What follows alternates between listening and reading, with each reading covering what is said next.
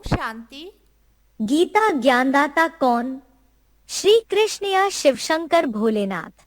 గీతా జ్ఞానదాత ఎవరు? శ్రీకృష్ణుడా లేక శివశంకర భోలేనాథుడా? श्री भगवानुवाच శ్రీ భగవాన్ ఉవాచ भगवान आकर के ये गीत सुनाते हैं। భగవంతుడొచ్చి ఈ పాట వినిపిస్తారు, डायरेक्ट सुनाते हैं। డైరెక్ట్ గా వినిపిస్తారు. वो विद्वान पंडित आचार्य तो ఆ విద్వాన్ పండిత్ ఆచార్యులైతే गीता पढ़ कर के सुनाते हैं। గీతని చదివి వినిపిస్తారు. और भगवान మరి भगवान डायरेक्ट सुनाते हैं। భగవంతుడు డైరెక్ట్ గా వినిపిస్తారు. ऐसे नहीं कहते हैं అలా ఎప్పుడు అనరు. कि तुम ऐसे चौकड़ी मार करके बैठो, మీరు పద్మాసనం వేసుకొని కూర్చోండి అని, आसन लगाओ, ఆసనాలు వేయండి అని, प्राणायाम करो, ప్రాణాయామాలు చేయండి అని, सांस चढ़ाओ, శ్వాసని ఆప్ చేయండి అని ऐसे कहते हैं? అలా అంటారా? नहीं, అనరు. कहते हैं मैं तुम्हें सहज राजयोग सिखाने आया हूँ। అంటారు, నేను మీకు సహజ రాజయోగాన్ని నేర్పించడానికి వచ్చాను అని. कोई तकलीफ नहीं देता हूँ। మరి ఇంకెటువంటి కష్టాన్ని ఇవ్వను.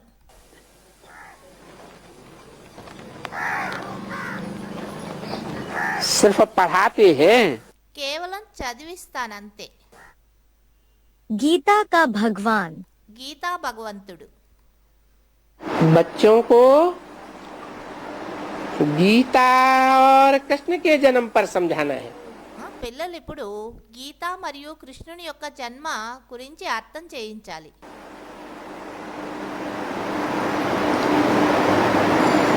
चित्र तो है ही बरोबर। చిత్రం కూడా యాక్యురేట్ గా ఉన్నది. कौन सा चित्र था उस समय? ఆ సమయంలో ఏ చిత్రం ఉండెనో? యాక్యురేట్ చిత్రం. नहीं, ఎవరో ఏదో చెప్పారు, కాదు. गीता और कृष्ण का कौन सा चित्र था? గీత మరియు కృష్ణుని యొక్క జన్మని గురించి అర్థం చేయించే చిత్రం ఏమిటి? चित्र था जो प्रदर्शनी अंक में बेसिक वाले में दिया हुआ है। బేసిక్ వాళ్ళ పుస్తకములో, ప్రదర్శని పుస్తకములో ఇవ్వడం జరిగింది. गीता का भगवान कौन? గీతా భగవానుడు ఎవరు అని. एक तरफ कृष्ण बच्चा रखा हुआ है, गीता का भगवान। ఒకవైపు కృష్ణ పిల్లవాడిని చూపించారు, గీతా భగవానుడు అని. नीचे गीता की पुस्तक रख दी है కింద గీతా పుస్తకాన్ని పెట్టారు. और दूसरी तरफ शिव ज्योति बिंदु बनाई दिया। మరి రెండో వైపు శివజ్యోతి బిందుని పెట్టారు. और नीचे पुस्तक रख दी है। మరి కింద పుస్తకాన్ని చూపించారు. अब जो नीचे पुस्तक रख दी है और ऊपर शिवलिंग, शिव का निराकारी रूप दिखाई दिया। కింద పుస్తకాన్ని చూపించారు, పైన శివలింగం అంటే శివుని యొక్క నిరాకారి రూపాన్ని చూపించారు. तो उससे गीता का भगवान साबित होता है क्या? దీని నుండి గీతా భగవానుడు రుజువు అవుతారా? है? क्यों नहीं साबित होता? ఎందుకని రుజువు కారు? हाँ, నిరాకారుడు ఎలా మాట్లాడగలరు అన్నారు ఎవరు. गीता का भगवान तो आकर के गीता बोलेगा ना। నిరాకార భగవానుడు వచ్చి గీతా జ్ఞానాన్ని వినిపిస్తారు కదా. अरे धर्म पिताएं भी आए అరే ధర్మపితలు కూడా వచ్చారు. तो उन्होंने क्या कोई कुरान पुस्तक लिखी, बाइबल लिखी? వాళ్ళేమైనా ఖురాన్ మరియు బైబుల్ ధర్మ పుస్తకాలని రాసారా? बुद्ध ने आकर के धम्मपद लिखा। బుద్ధుడు వచ్చి ధర్మపద్ అంటే బౌద్ధ ధర్మ గ్రంథాన్ని రాసారా? लिखा రాసారా? नहीं। లేదు. क्या किया? మరేం చేశారు? उन्होंने तो ओरली मुख से बोला। వాళ్ళు కేవలం ఓరలి అంటే నోటి ద్వారా వినిపించడం జరిగింది. जो उनके शिष्यों ने नोट कर लिया। ఆయన ఏదైతే వినిపించారో అది వాళ్ళ శిష్యులు కూర్చుని రాసుకున్నారు. और बाद में 100-200 साल के बाद पुस्तक बन गई। తర్వాత 100-200 సంవత్సరాల తర్వాత ఆ ధర్మ గ్రంథం తయారైంది. तो ऐसे ही అలానే बाप भी आकर के क्या करते हैं? తండ్రి కూడా వచ్చి ఏం చేస్తారు?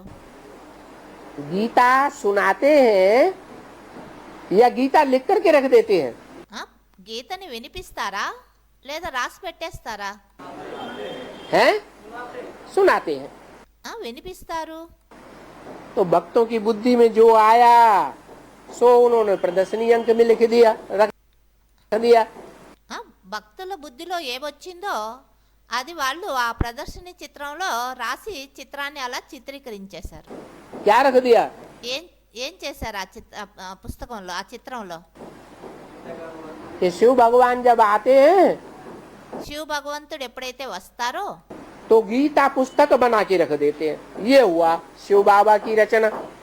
గీతా పుస్తకాన్ని తయారు చేసి పెట్టారు. ఇదైంది శివ భగవానుడి యొక్క రచన. गीता का भगवान। శివ భగవాన్ అయ్యారు గీతా భగవానుడు.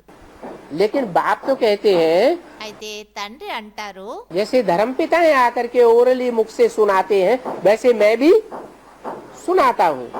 ఏ విధంగా ధర్మపితలు వచ్చి ఓరలి నోటి ద్వారా వినిపించారో అలానే నేను కూడా వినిపిస్తాను. भगवान आकर के एक ही शास्त्र की रचना करता है। భగవంతుడు వచ్చి ఒకే శాస్త్రాన్ని రచిస్తారు, ఒకే శాస్త్రాన్ని యొక్క రచన చేస్తారు. वो है सर्वशास्त्र शिरोमणि गीता। అదైంది సర్వశాస్త్ర శిరోమణి గీత. और वो मुख से सुनाता है। कागज पे लिखी हुई जो गीता है ఆయన వచ్చి నోటి ద్వారా వినిపిస్తారు. అయితే కాగితం మీద రాయబడిన గీతా శాస్త్రం ఏదైతే ఉన్నదో वो तो मनुष्यों ने बनाई है जिसे हम शास्त्र कहते हैं। దాన్ని మనుషులు తయారు చేశారు. దాన్ని మనం శాస్త్రము అంటారు. మనుషులు తయారు చేసిన దాన్ని. उसमें कृष्ण का नाम डाल दिया है। భక్తులు అందులో కృష్ణుడి పేరు వేసేశారు. वो कृष्ण के द्वारा उन्होंने खुद ही गीता में कहा है मैं अव्यक्त हूँ। కృష్ణుడి ద్వారా ఆయన స్వయమే గీతలో చెప్పారు. కృష్ణుని ద్వారా నేను అవ్యక్తుడిని అని, मैं निराकार हूँ। నేను నిరాకారుణ్ణి అని, मैं निराकारी लोक का रहने वाला हूँ। నేను నిరాకారి లోకములో ఉండేటటువంటి వాడిని. यद्गत्वा न निवर्तन्ते तद्धामा परमं मम। యద్గత్వా న నివర్తంతే తద్ధామ పరమం మమ.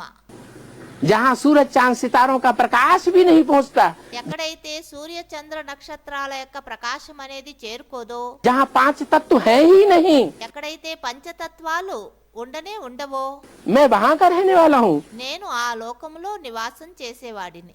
5 तत्व इस दुनिया की बात है या वहाँ की बात है? పంచతత్వాలు ఈ ప్రపంచాని మాటనా లేక ఆ లోకాని మాటనా, हम लोग की। బ్రహ్మలోకాని మాటనా? तो यहाँ का भगवान थोड़ा ही है। कृष्ण तो जन्म लेता है। పంచతత్వాలు ఈ ప్రపంచంలో ఉంటాయి. మరి భగవంతుడు ఇక్కడ ఏమైనా ఉంటారా ఏంటి? కృష్ణుడైతే ఈ ప్రపంచంలోనే జన్మిస్తాడు. कृष्ण की मृत्यु भी दिखाई है शास्त्रों में। కృష్ణుని యొక్క మృత్యువు కూడా శాస్త్రాల్లో చూపించడం జరిగింది. भगवान जन्म मरण से न्यारा है या जन्म मरण में आता है? భగవంతుడు జనన మరణాలకు అతీతుడా లేక జనన మరణాల్లో వస్తారా? आता है। వస్తారా? गुमुत से पैदा होगा। భగవంతుడు ఏమైనా వికారాల నుండి జన్మ తీసుకుంటారా? तो फिर वो भगवान नहीं है। ఒకవేళ వికారాల నుండి జన్మ తీసుకున్నారు అంటే మరి ఆయన భగవంతుడైతే కారు. जो जिसको भगवान दिखाया गया है वो भगवान तो विकारों से सदैव ही परे, सदैव निर्विकारी, निराकारी, निरंकारी, निर्विकारी। ఎవరినైతే భగవంతుడి రూపంలో చూపించారో ఆయన ఎల్లప్పుడూ వికారాల నుండి అతీతంగా ఉండేవారు. అందుకే ఆయన్ని సదా నిరాకారి, నిర్వికారి, నిరహంకారి అని అంటారు. उस भगवान को 5 तत्वों में लिप्त न कर दें। ఆ భగవంతుణ్ణి పంచతత్వాలలో కలిపేయొద్దు. देखो कोई नहीं जानते అయితే చూడండి, ఇప్పుడు ఈ విషయం ఎవరికీ తెలీదు. कि किसने गीता सुनाई और किसको सुनाई. గీత ఎవరు వినిపించారు, ఎవరికి వినిపించారు అని. किसने सुनाई. ఎవరు వినిపించారు? भगवान ने सुनाई భగవంతుడు వినిపించారు. और नर को सुनाई. మరి నరుడికి వినిపించారు. नर अर्जुन को गीता सुना करके क्या बनाया. నర అర్జునుడికి గీత వినిపించి ఏం చేశారు? नारायण बनाया. నారాయణుడుగా చేశారు. तो देखो बनाई कब మరి ఎప్పుడు తయారు చేశారు? और कैसे बना सकते हैं. మరి ఎలా నారాయణుడిగా తయారు చేయగలిగారు? ये बनाने वाले मनुष्य नहीं हो सकते हैं. నరుణ్ణి నారాయణుడిగా చేసేవారు మనుషులైతే కారు. ऐसे तो नहीं है कि उस समय में बैठ करके बनाई है द्वापर के आदि में. ద్వాపరయుగ ఆదిలో కూర్చొని భగవంతుడు నరుణ్ణి నారాయణుడిగా చేశారనే మాట అయితే కాదు. वो तो सभी धर्म पिताएं कोई पुस्तक तो नहीं बनाते. ధర్మపితలు ఎవరైతే ఉన్నారో వారంతా పుస్తకాలు అయితే తయారు చేయరు, అంటే ధర్మ గ్రంథాలని. वो डायरेक्ट आकर के सुनाते हैं వారు డైరెక్ట్ గా వచ్చి వినిపిస్తారా, या पुस्तक बैठ कर लिखते हैं. లేదా పుస్తకాలని కూర్చొని రాస్తారా? चाहे महात्मा बुद्ध हो, భలే మహాత్మా బుద్ధుడే కావచ్చు, चाहे क्राइस्ट हो, భలే క్రైస్తునే కావచ్చు, चाहे मोहम्मद हो, భలే మొహమ్మద్దే కావచ్చు, चाहे शंकराचार्य हो, లేదా శంకరాచార్యుడే కావచ్చు, चाहे गुरु नानक हो. భలే గురునానక్నే కావచ్చు. उन्होंने जो कुछ बोला వారు ఏదైతే వినిపించారో उस बोले हुए को बाद में ग्रथित किया गया ग्रंथ के रूप में. వాళ్ళు చెప్పినటువంటి విషయాల్ని తర్వాత కలెక్ట్ చేసి గ్రంథ రూపంలో తయారు చేయడం జరిగింది. जो गुरु ग्रंथ साहब बना. దాన్నే గురు గ్రంథ సాహెబ్ అని అన్నారు. ऐसे तो नहीं है कि धर्म पिताएं आकर के किताब बनाते हैं. అలా ఏమీ కాదు, ధర్మపితలు వచ్చి ధర్మ గ్రంథాన్ని తయారు చేస్తారన్న విషయం కాదు. तो भगवान भी आकर के कोई किताब नहीं बनाता है. అలానే భగవంతుడు కూడా వచ్చి ఏ పుస్తకాన్ని అయితే తయారు చేయరు. वो तो डायरेक्ट मुख से आकर के बोलता है. ఆయన డైరెక్ట్ గా వచ్చి నోటి ద్వారా వినిపిస్తారు, रूबरू. అంటే సన్ముఖంలో వచ్చి వినిపిస్తారు. रूबरू ज्ञान सुनाता है. సన్ముఖంలో వచ్చి జ్ఞానాన్ని వినిపిస్తారు. फिर बाद में उसके शास्त्र बनते हैं वर्षों के बाद. తర్వాత దాని శాస్త్రాలు తయారవుతాయి సంవత్సరాల తర్వాత. तो ये जो द्वापर में मनुष्यों ने गीता बैठ बनाई है, ద్వాపర యుగంలో మనుషులు ఏదైతే కూర్చొని గీతని తయారు చేశారో वो पुस्तक तो बाद में बनी है. ఆ పుస్తకం అయితే తర్వాత తయారైంది. 2 युगों के बाद. 2 యుగాల తరువాత ఆ పుస్తకం తయారైంది. त्रेता और सतयुग से पहले త్రేత మరియు సత్యుగానికంటే ముందు संगम युग में भगवान आया था. कलयुग के अंत और सतयुग के आदि में. కలియుగ అంతిమములో భగవంతుడి సృష్టిపైకి వచ్చారు. కలియుగ అంతిమము, సత్యుగ ఆది, సంగమంలో భగవంతుడి సృష్టిపైకి వచ్చి గీతా జ్ఞానాన్ని ఇచ్చారు. और आकर के पापी कलयुग का विनाश करके భగవంతుడు వచ్చి పాపి కలియుగాన్ని వినాశనం చేసి पुण्यात्माओं देवताओं की दुनिया स्थापन की थी. పుణ్యాత్మల యొక్క దేవతల యొక్క ప్రపంచాన్ని స్థాపన చేశారు. तो देखो అయితే చూడండి, उस समय जो ज्ञान सुनाया ఆ సమయంలో సంగమ యుగంలో ఏదైతే జ్ఞానం వినిపించారో वो गीता ज्ञान तो खलास हो गया। ఆ గీతా జ్ఞానం అయితే సమాప్తమైపోయింది. सत्युग त्रेता में देवताओं को कोई ज्ञान की दरकार नहीं रहती। సత్య త్రేతాయుగాలలో దేవతలకైతే ఏ జ్ఞానం యొక్క అవసరం అయితే ఉండనే ఉండదు. तो जब द्वापर से द्वैतवादी युग आता है, ఎప్పుడు ద్వాపర యుగము నుండి ద్వైతవాది యుగం ప్రారంభమవుతుందో, दो दो धर्म दो दो राज्य शुरू होते हैं, రెండు ధర్మాలు రెండు రాజ్యాలు ఎప్పుడు ప్రారంభమవుతాయో तो आपस में लड़ना झगड़ना शुरू हो जाता है, అప్పుడు పరస్పరంలో కొట్లాడుకోవడం జగడాలు చేసుకోవడం మొదలవుతుంది. दुख शुरू हो जाता है। అప్పటి నుండే దుఃఖం ప్రారంభమవుతుంది. तब गीता आदि बनाई जाती है। అప్పుడు గీత మొదలైనవి తయారు చేయడం ప్రారంభమవుతుంది. बाकी सतयुग में तो कोई भी शास्त्र नहीं होता। అంతేకాని సత్యుగంలో అయితే మరే శాస్త్రాలు ఉండవు. गीता में ऐसे कई श्लोक आए हैं గీతలో ఇలా ఎన్నో శ్లోకాలు ఉన్నాయి. जिनसे ये साबित होता है ఆ శ్లోకాల ద్వారా ఈ విషయం రుజువవుతుంది. क्या ఏ విషయం? कि गीता का ज्ञान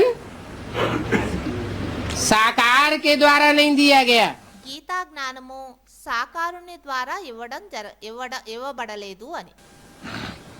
साकारी माना देह अभिमानी के द्वारा नहीं दिया गया, సాకారి అంటే దేహాభిమాని ద్వారా గీతా జ్ఞానాన్ని ఇవ్వడం జరగలేదు అన్న విషయం రుజువవుతుంది. जिसकी बुद्धि देह में धरी रहती है, ఎవరి బుద్ధి అయితే దేహంలో నిమగ్నమై ఉంటుందో ऐसे देहधारी के द्वारा नहीं दिया गया। అటువంటి దేహదారి ద్వారా గీతా జ్ఞానం ఇవ్వబడలేదు.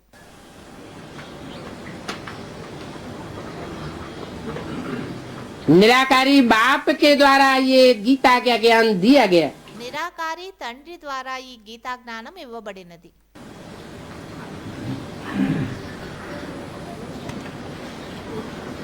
सिर्फ कृष्ण का नाम डाल दिए है। కేవలం అందులో కృష్ణుని యొక్క పేరు వేసేశారు.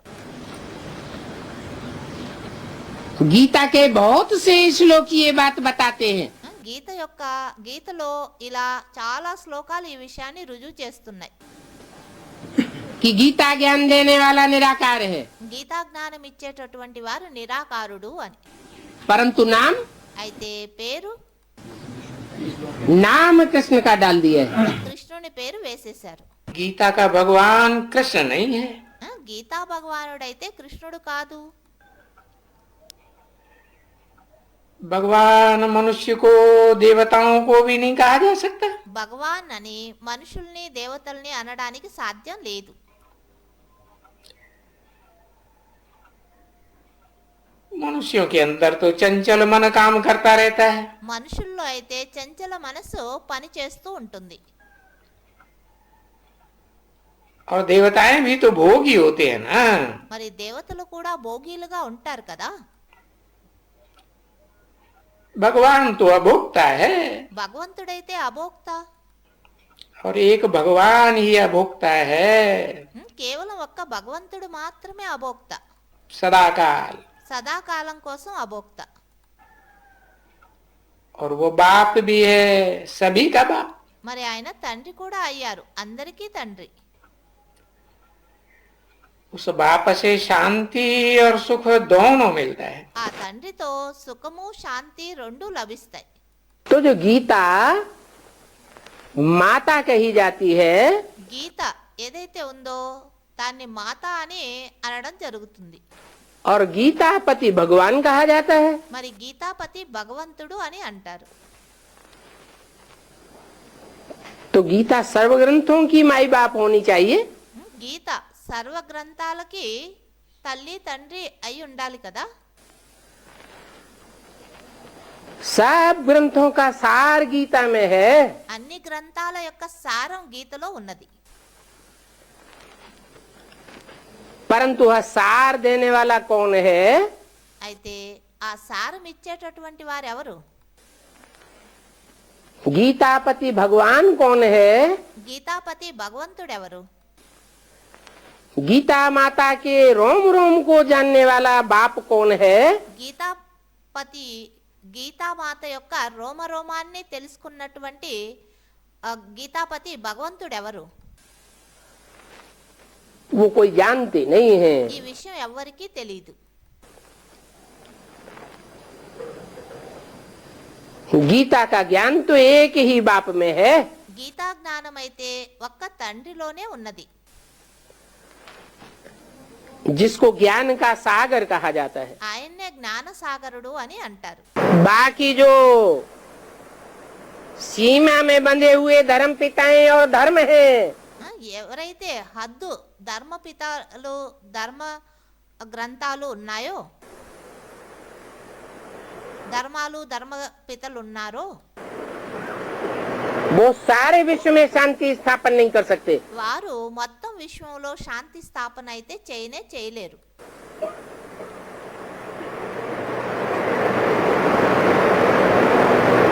शास्त्रों में तो कल्प की आयु ही बड़ी लिख दी है। శాస్త్రాల్లో అయితే కల్పాని ఆయుష్నే చాలా ఎక్కువగా రాసేశారు. गीता को पूरा ही खंडन किया हुआ है। గీతని పూర్తిగా ఖండన చేసి ఉన్నారు.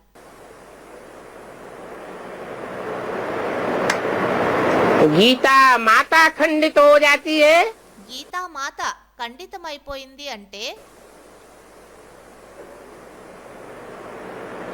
तो कितना अनर्थ हो जाता है। ఎంతో అనర్థం అనేది అయిపోతుంది.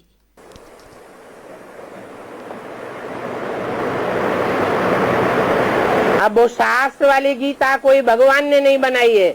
ఆ శాస్త్రం అంటే కాగితం పైన రాయబడినటువంటి శాస్త్ర గీత ఏదైతే ఉందో ఇది భగవంతుడేమీ రాయలేదు. न बनाई है और न कब सुनाई है।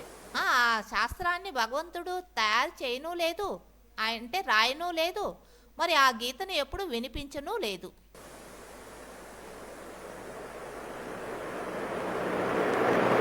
बनाने वाला भी मनुष्य, मनुष्य गुरु। ఆ గీత తయారు చేసిన వారు మనుషులు, అంటే మనుష్య గురువులు. और सुनाने वाले भी मनुष्य गुरु। ఆ గీతను వినిపించేవారు కూడా మనుష్య గురువులే. वास्तव में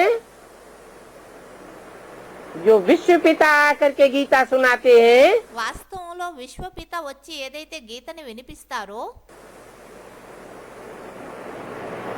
वो गीता तो शास्त्रों में छपती ही नहीं। ఆ గీత అయితే శాస్త్రాలలో ప్రచురించబడదు. वो बाप खुद ही नालिशफुल है। ఓ తండ్రి స్వయమే జ్ఞాన సాగరుడు. खुदा कहा जाता है। ఆయన్ని కుధా అని అంటారు.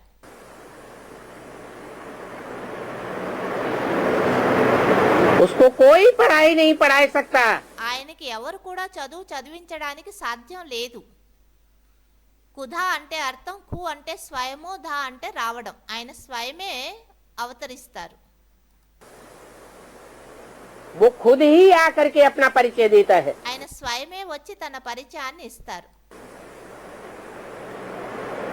खुद ही बाप है, ఆయన స్వయమే తండ్రి. उसका कोई बाप नहीं है। స్వయమే అందరికీ తండ్రి ఆయన. ఆయనకి మరెవ్వరూ తండ్రి అనేవారు ఉండరు. वो खुद ही गुरु है। ఆయన స్వయమే గురువు. उसको कोई गुरु नहीं है। ఆయనకి మరెవ్వరూ గురువు అనేవారు ఉండరు. इसलिए वो ऊंचते ऊंच भगवान कहा जाता है। అందుకే ఆయన్ని ఉన్నతోన్నతుడైన భగవంతుడు అని అంటారు. एक ही चेहरे से, एक ही शरीर से मैं बाप भी हूँ, ఒకే శరీరంతో ఒకే ముఖము ద్వారా నేను తండ్రిను అయ్యాను, टीचर भी हूँ, టీచర్ను కూడా అయ్యాను, और सदगुरु का भी पाठ बजाता हूँ। మరి సద్గురు యొక్క పాత్ర కూడా అభినయిస్తాను. इसलिए एक सदगुरु निराकार कहा जाता है। అందుకే ఒక్క సద్గురు నిరాకారుడు అని అంటారు. भगवान एक कहा जाता है, ఒకే సద్గురు నిరాకారుడు. భగవంతుడు ఒక్కరే, अनेक भगवान नहीं हो सकते। అనేక మంది భగవంతుళ్ళు ఉండరు. इस बात को न जानने के कारण भक्ति मार्ग में भगवान को सर्वव्यापी कह दिया। ఈ విషయాన్ని తెలుసుకొని కారణంగా భక్తి మార్గంలో వారు భగవంతుణ్ణి సర్వవ్యాపి అని అనేశారు. अब भगवान कोई सर्वव्यापी थोड़े ही है। భగవంతుడు ఏమైనా సర్వవ్యాపి ఏమైనా అయ్యారా ఏంటి? सर्वव्यापी होगा तो सबके मुख से गीता ज्ञान सुनावेगा क्या? ఒకవేళ సర్వవ్యాపి అయితే అందరి నోటి నుండి గీతా జ్ఞానాన్ని వినిపిస్తున్నారా ఏంటి? है? फिर तो सब एक दूसरे को पढ़ाई पढ़ाने लगेंगे। ఒకవేళ భగవంతుడు సర్వవ్యాపి అయి ఉంటే ఆ భగవంతుడి నోటి నుండి గీతా జ్ఞానం వినిపిస్తున్నట్లయితే మరి అందరూ ఒకరికొకరు గీతా జ్ఞానాన్ని చదివించేవాడుగా అయిపోతారు. मैं तो एक व्यापी होकर के आता हूँ, నేనైతే ఏకవ్యాపి అయ్యి వస్తాను, एक मुकर्रर रथ में आता हूँ ఒకే ముకరర రథంలో వస్తాను. और आकर के तब तक वापस नहीं जाता जब నేను వచ్చి ఒకే ముకరర రథంలో వచ్చి అంతవరకు ఉంటాను ఎంతవరకు అయితే तक ये सारी दुनिया चेंज न हो जाए। ఈ మొత్తం ప్రపంచం ఎంతవరకు పరివర్తన కాదు అంతవరకు ముకర రథంలో ఉండి పాత్ర అభినయిస్తాను. तो बताओ भगवान किसको कहेंगे? చెప్పండి ఇప్పుడు భగవంతుడు అని ఎవరిని అంటారు? और वो तो 84 जन्म पूरा लेते हैं। మరి ఆయన అయితే 84 జన్మలు పూర్తిగా తీసుకుంటాడు कौन? కృష్ణుడు. 16 कला संपूर्ण कृष्ण बनने वाले या जो कम कम कलाओं वाले भी जो नारायण बनते हैं, ఎవరు 16 కళల్లో బంధింపబడే కృష్ణుడు లేదా తక్కువ కళలు కలిగిన నారాయణులు वो तो सब जन्म लेते हैं ढेर के ढेर। వారంతా జన్మలు తీసుకుంటారు లెక్కలేనన్ని. और भगवान तो जन्म मरण के चक्र से न्यारा है। మరి భగవంతుడైతే జనన మరణ చక్రాలకి అతీతుడు. वो तो अजन्मा है ना, ఆయన అజన్మ అయ్యారు కదా, कि जन्म लेने वाला है। లేదా ఆయన కూడా జన్మ తీసుకునేవారా? कृष्ण को माँ बाप से जन्म लिया हुआ दिखाते हैं कि नहीं? माँ से కృష్ణుడికి కృష్ణుడు తల్లిదండ్రుల ద్వారా జన్మ తీసుకున్నట్లు చూపిస్తారా లేదా? जन्म लिया ना, తల్లి ద్వారా జన్మ తీసుకున్నారు కదా, माँ भी दिखाते हैं, తల్లిని కూడా చూపిస్తారు, बाप भी दिखाते हैं। తండ్రిని కూడా చూపిస్తారు. तो भगवान कैसे हुआ? మరి ఆయన భగవంతుడు ఎలా అయ్యారు? अरे भगवान का कोई माँ बाप हो सकता है क्या? అరే భగవంతుడికి కూడా ఎవరైనా తల్లిదండ్రులు ఉంటారా ఏంటి? नहीं, ఉండరు. भगवान का तो कोई माँ बाप नहीं। భగవంతుడికి అయితే ఎవరు తల్లిదండ్రులు ఉండరు. तो शास्त्रों में भी तो वो गायन होगा ना శాస్త్రాల్లోనూ ఆ గాయనం అయితే ఉంటుంది కదా. कि कोई भगवान है ऐसा जिसके माँ बाप का कोई को पता नहीं। అలాంటి భగవంతుడు ఎవరైనా ఉన్నారా శాస్త్రాలలో? వాళ్ళ తల్లిదండ్రుల గురించి ఎవరికినూ తెలియదు. कोई है या नहीं है? ఎవరైనా అలాంటి స్వరూపం ఉన్నారా లేదా? कौन है? ఎవరు? कहते हैं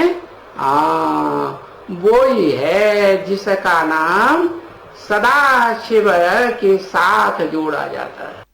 అంటారు ఆయన పేరు సదాశివుని జతలో ఎల్లప్పుడూ జోడించడం జరుగుతుంది. शिव माने कल्याणकारी। శివ అంటేనే కళ్యాణకారి. गीता में भूल से कृष्ण का नाम डाल दिया है। గీతలో పొరపాటుగా కృష్ణుని పేరు వేసేశారు. क्या? ఏమన్నారు? महाभारत लड़ाई में మహాభారత యుద్ధములో वो लड़ाई कराने वाला नाम किसका डाल दिया? ఆ యుద్ధాన్ని చేయించే వారి పేరు ఎవరి పేరు వేశారు? कृष्ण का नाम डाल दिया है। కృష్ణుని పేరు వేసేశారు. ये नाम देने से ये सिद्ध हो जाता है ఇలా పేరు వేయడం వల్ల ఇది రుజువైంది. क्या? ఏమి రుజువైంది? कृष्ण का नाम देने से क्या सिद्ध हो जाता है? కృష్ణుని పేరు వేయడం వల్ల ఏమి రుజువైంది? है कृष्ण बच्चे की पूजा करते हैं ना? కృష్ణ పిల్లవాని యొక్క పూజ చేస్తారు కదా, करते हैं। చేస్తారా? बड़े रूप की पूजा करते हैं या छोटे रूप की पूजा करते हैं? పెద్ద రూపానికి పూజ చేస్తారా, చిన్న రూపానికి పూజ చేస్తారా? हैं? बाल कृष्ण की पूजा करते हैं। బాలకృష్ణుని యొక్క పూజ చేస్తారు. तो जो बच्चा कृष्ण है చిన్నపిల్ల గల వాని రూపంలో కృష్ణుడిని ఏదైతే చూపించారో वो विकारों का युद्ध करना क्या जानेगा? ఆయన వికారాల యుద్ధం చేయడం ఆయనకేం తెలుసు? जानेगा? ఆయనకి తెలుసా? తెలుసుకోగలడా? है नहीं जानेगा। ఆయన తెలుసుకోలేడు. इससे साबित होता है దీని నుండి రుజువు అవుతుంది कि कृष्ण गीता का भगवान नहीं था। కృష్ణుడు గీతా భగవంతుడు కాడు. कृष्ण ने ये विकारों की लड़ाई लड़ना नहीं सिखाया। కృష్ణుడేమి వికారాలతో యుద్ధం చేయడం ఏమీ నేర్పించలేదు. किसने सिखाया? ఎవరు నేర్పించారు? ये तो परम पिता परमात्मा शिव, ఇదైతే పరంపిత పరమాత్మ శివుడు, जो सदैव आत्मिक स्थिति में रहने वाला है, ఎవరైతే ఎల్లప్పుడూ ఆత్మిక స్థితిలో ఉండేటటువంటి వారో, कभी भी गर्भ से जन्म लेने वाला नहीं है। ఎప్పుడు కూడా గర్భము నుండి జన్మ తీసుకునేటటువంటి వారైతే కారు. वो ही आकर के ఆయనే వచ్చి ये विकारों का युद्ध करना सिखाता है। ఈ వికారాలపైన విజయాన్ని పొందడం, యుద్ధం చేయడం నేర్పిస్తారు. इस शिव का नाम देने से सिद्ध हो जाता है శివుని పేరు రాయడం వల్ల ఈ విషయం రుజువయ్యేది.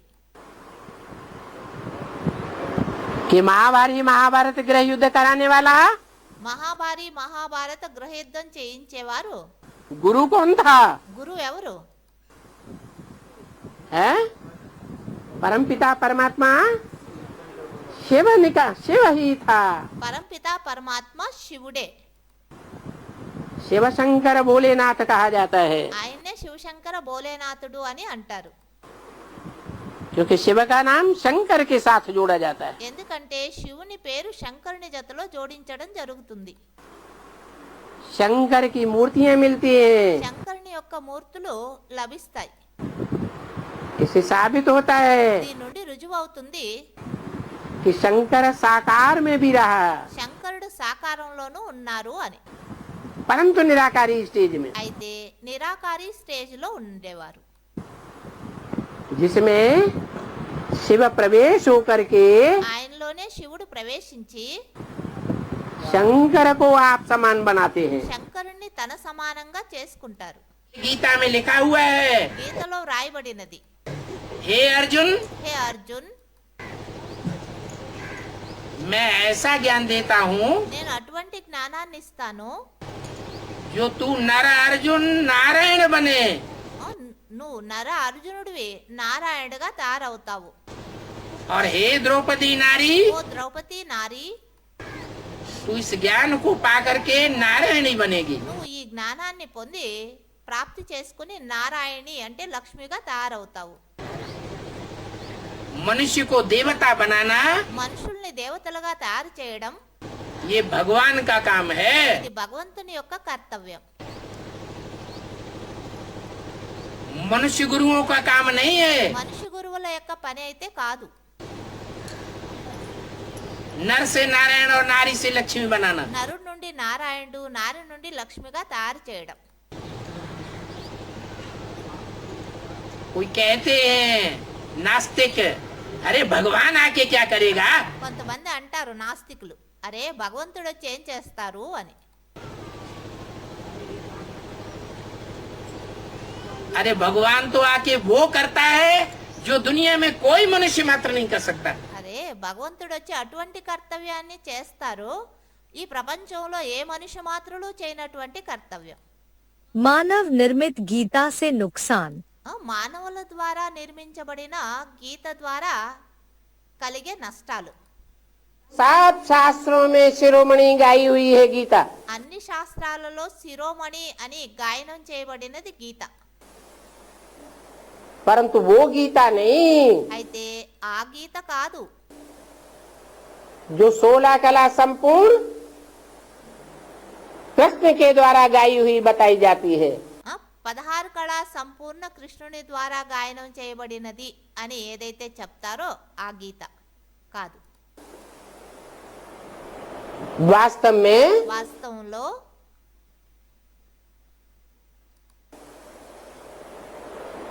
कृष्ण वाली आत्मा కృష్ణుని కృష్ణుని ఆత్మ, या कहो नारायण वाली आत्मा। లేక ఇలా అనొచ్చు నారాయణుడి యొక్క ఆత్మ అని. बात तो एक ही है। మాట అయితే ఒక్కటే.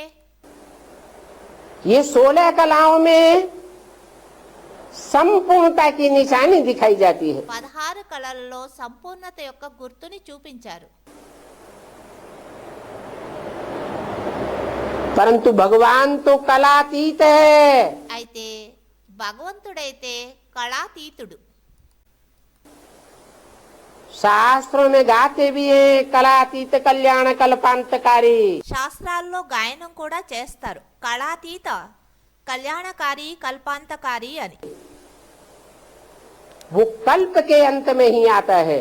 ఆయన కల్పం యొక్క అంతిమములోనే వస్తారు. जब सारी दुनिया में कलाहीनता हो जाती है, ఎప్పుడు మొత్తం ప్రపంచంలో కళాహీనత అనేది అవుతుందో అప్పుడు వస్తారు. कोई कला नहीं रहती। ఎవరిలోనూ ఏ ప్రకారమైన కళలు అనేటివి ఉండవు, మిగలవు. उस गीता में ये गपोड़े डाल दिए ఆ గీతలో ఈ బడాయి అనేది వేసేశారు. कि भगवान सर्वव्यापी है। భగవాన్ సర్వవ్యాపి అని. पहला नंबर ये गपोड़ा, మొట్టమొదటి నంబర్ బడాయి ఇది. नंबर 1 गपोड़ा। నంబర్ 1 బడాయి.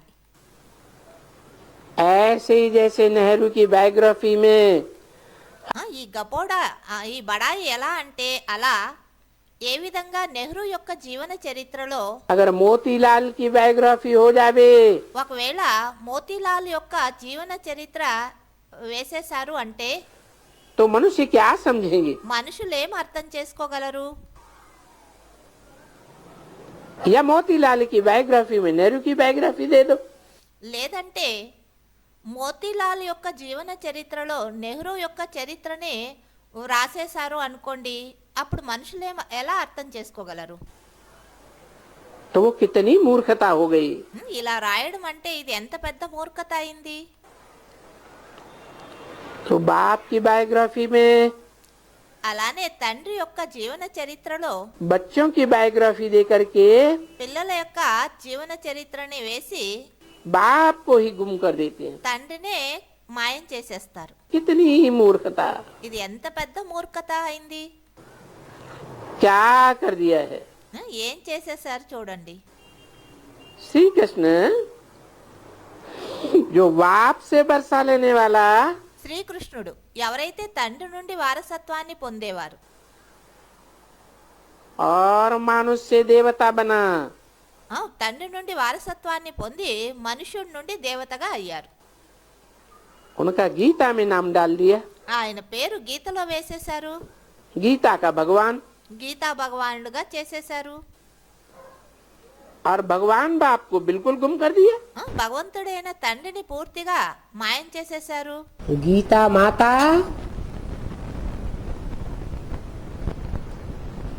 और गीतापति भगवान, గీతా మాత మరియు గీతాపతి భగవాన్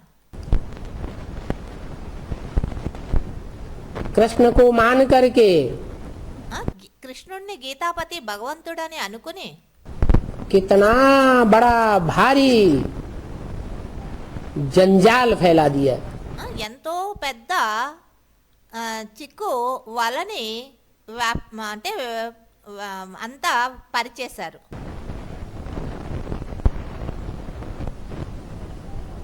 सारी मनुष्य सृष्टि पोल्यूट हो जाती है। ఈ కారణంగా మొత్తం మనుష్య సృష్టినే ఇప్పుడు కలుషితం అయిపోయింది. वो संस्कृत की गीता में भी लिखा हुआ है। ఆ సంస్కృత గీతలోనూ రాయబడి ఉన్నది.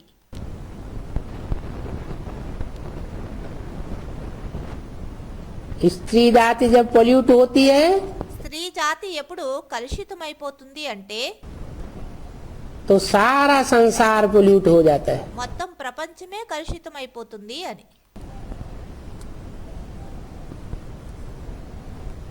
स्त्रियों की जब महिमा बढ़ती है స్త్రీల యొక్క మహిమ ఎప్పుడు పెరుగుతుందో, प्योरिटी बढ़ती है వారిలో పవిత్రత అనేది పెరుగుతుందో, तो सारा संसार स्वर्ग बन जाता है। అప్పుడు మొత్తం ప్రపంచమే స్వర్గంగా తయారవుతుంది అని कहते भी हैं यत्र नार्यस्तु पूज्यन्ते रमन्ते तत्र देवता। అంటారు కూడా ఎత్ర నార్యస్తు పూజ్యంతే రమంతే తత్ర దేవత जहाँ नारियों की पूजा होती है ఎక్కడ నారీల యొక్క పూజ జరుగుతుందో माता समझ करके, ఆ, నారీలని మాత తల్లి అనుకుని वहाँ देवताएं निवास करते हैं। అక్కడ దేవతలు నివాసం చేస్తారు और जहाँ नारियों का अपमान होता है ఎక్కడ నారీల యొక్క అపమానం జరుగుతుందో वहाँ राक्षसी सृष्टि बन जाती है। అక్కడ అది రాక్షసి సృష్టిగా తయారవుతుంది जो अभी गीता मिल रही है मनुष्यों की गाई हुई, मनुष्यों की लिखी हुई, ఆ, గీత ఏదైతే మనుషుల ద్వారా గాయనం చేయబడినటువంటి మనుషుల ద్వారా రాయబడినటువంటి वो गीता तो सर्वशास्त्रमयी शिरोमणि नहीं कही जा सकती। ఆ గీతని సర్వశాస్త్ర శిరోమయి అని అనడానికి సాధ్యం లేదు क्यों? ఎందుకని क्योंकि उसमें ఎందుకనంటే అందులో बच्चा कृष्ण का नाम डाला हुआ है। ఆ, పిల్లవాడైనటువంటి కృష్ణుని పేరు వేసేశారు तो व्यास के मुख से, व्यास की वाणी में ये बात बड़ी भूल साबित हो गई है। ఆ, వ్యాసుని యొక్క నోటి ద్వారా వ్యాసుని యొక్క గీతలో ఈ పొరపాటు చాలా పెద్దదిగా రుజువైంది कि द्वापर में कृष्ण को भगवान बना के बैठा दिया ఆ, ద్వాపర యుగంలో కృష్ణుడిని భగవంతుడిగా చేసి కూర్చోబెట్టేశారు और भूल करने के कारण ही परमात्मा की ग्लानि हो गई। ఆ, ఈ పొరపాటు కారణంగానే భగవంతుని యొక్క గ్లాని అనేది జరిగింది ये भूल न की होती ఒకవేళ ఈ పొరపాటు జరగనట్లయితే कि गीता का भगवान कृष्ण है గీతా భగవానుడు శ్రీకృష్ణుడు అని तो दुनिया में सभी धर्म के लोग निराकार भगवान को अपना भगवान स्वीकार कर लेते। ఆ, ఒకవేళ గీతలో శ్రీకృష్ణుడిని భగవంతుని రూపంలో రాయలేదు అంటే వ్యాసుడు అన్ని ధర్మాల వారు నిరాకారుణ్ణి భగవంతుడి రూపంలో ఒప్పుకునేవారు ये गीता एपिसोड भी है संगम का। ఆ, ఇది గీతా యొక్క ఎపిసోడ్ అంటే గీతా యుగం నడుస్తూ ఉన్నది ఈ సంగమ యుగం उन्होंने तो शास्त्र बनाए अगड़म बगड़म डाल दिया। వారైతే శాస్త్రాలు తయారు చేసి అగడం బగడం అంటే ఎక్కడక్కడ అక్కడ ఇక్కడ అంతా మిక్స్ చేసేసారు असलियत की ताकत नहीं है। सर्वशक्तिवान तो शिव बाबा है। ఆ, అందులో అసలు సత్యత యొక్క శక్తి లేనే లేదు ఆ, సత్యమైనటువంటి వారు ఒక్క శివబాబానే कृष्ण को सर्वशक्तिवान थोड़ा ही कह सकते हैं। ఆ, సర్వశక్తివంతుడు ఒక్క శివబాబానే శ్రీకృష్ణుడిని సర్వశక్తివంతుడు అని ఎలా అనగలరు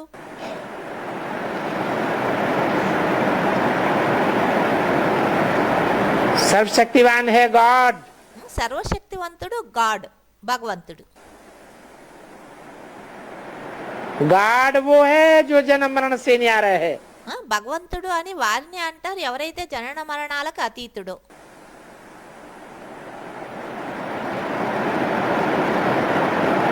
अजन्मा है। ఆ, మరి ఆయన అజన్మ కూడా అయ్యారు कृष्ण तो जन्म मरण में आते हैं। కృష్ణుడైతే జనన మరణాల్లో వస్తారు तो गॉड के बदली 84 जन्म लेने वाले कृष्ण का नाम ठोक दिया। ఆ, భగవంతుని పేరు బదులుగా 84 జన్మలు తీసుకునేటటువంటి కృష్ణుడి పేరు వేసేశారు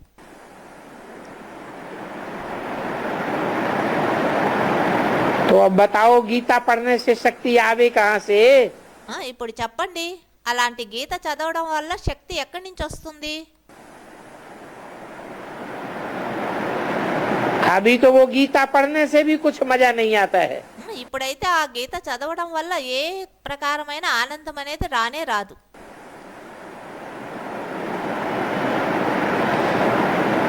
वो गीता पढ़ते पढ़ते जीवन मुक्ति तो दूर रही, గీత చదువుతూ చదువుతూ జీవన్ముక్తి అయితే చాలా దూరం విషయం, और ही नरकवासी बन पड़े हैं।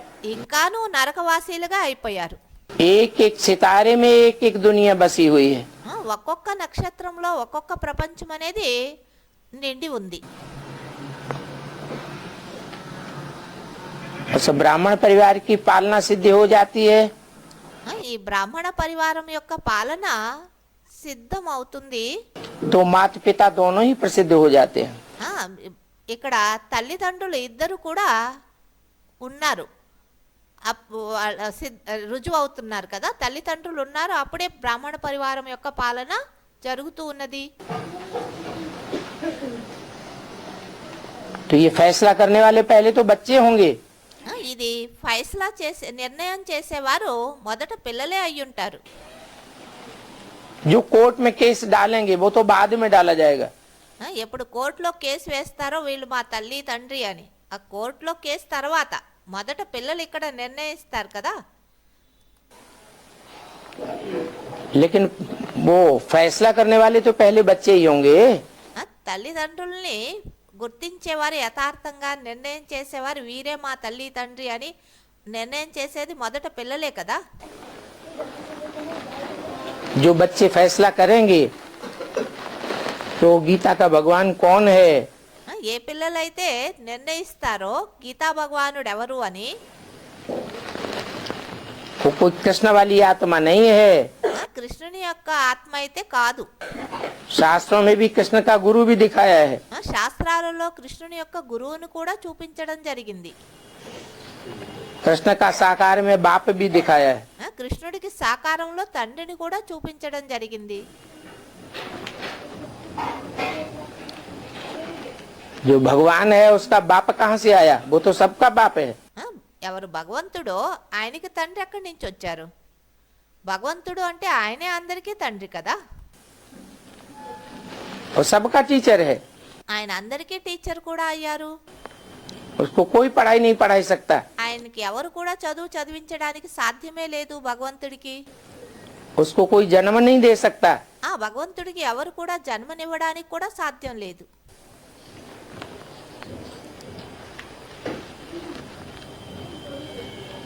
ऐसे ऐसे संकल्प भी कोई कोई बच्चों के चल रहे हैं। అటువంటి సంకల్పాలు కూడా కొంతమంది పిల్లలకి నడుస్తూ ఉంటాయి. बाकी सब तो जज नहीं बनेंगे। మరి అందరూ అయితే జడ్జిలు కారు నిర్ణయించడానికి. जजमेंट देने वाले जज तो थोड़े ही होते हैं। జడ్జిమెంట్ ఇచ్చేటటువంటి జడ్జిలు అయితే కొంతమందే ఉంటారు. ఓం శాంతి.